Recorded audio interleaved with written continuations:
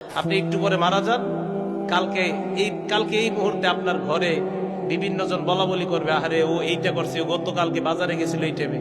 পরের দিন বলবে, আহারে ও এই শীতের কাপড়টা পরতো। তৃতীয় দিন বলবে, ও আসলে এই সেই। চতুর্থ দিন ভুলা যাবে আস্তে আস্তে। পঞ্চম দিন মোটামুটি, আস্তে আস্তে 1-1.5 মাস যাবে। গতি পৃথিবীর মতো চলতে থাকবে, আকাশ আকাশের মতো থাকবে, বাতাস বাতাসের মতো থাকবে। আপনার বন্ধু টন্ধু যারা যার যার কর্মস্থানে সে মতোই করবে, কিন্তু আমি আপনি কবরে থাকতে হবে।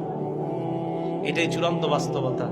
ইমানদারকে যখন বলবে আমি ইমানদারকে সত্যায়ন করলাম, আমার ইমানদার বান্দা যা বলছে সত্য কথা, এই কথা বলার পর আল্লাহ বলেন আফরিশুহু মিনাল জান্নাহ, আমার ইমানদার বান্দাকে কবরের মধ্যে দুনিয়ার মানুষ 3টা পাতলা কাপড় দিয়ে পাঠাইছে।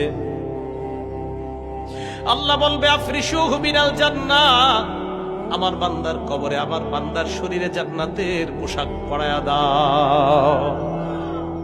এরা পাতলা কাপড় দিছে, ওকে জান্নাতের পোশাক পরাও। আফরিশুহু মিনাল জান্নাহ, তার কবরে জান্নাতের বিছানা বিছায়া দাও। ওয়ালবিসুহু মিনাল জান্নাহ ওয়াফতাহু লাহু বাবান ইলাল জান্নাহ। দেখেন কি কয়, ইমানদার বান্দার কবর থেকে জান্নাত পর্যন্ত একটা দরজা খুলে দাও, জান্নাত থেকে যেন ইমানদার বান্দা জান্নাতের নিয়ামতগুলা দেখতে পায়।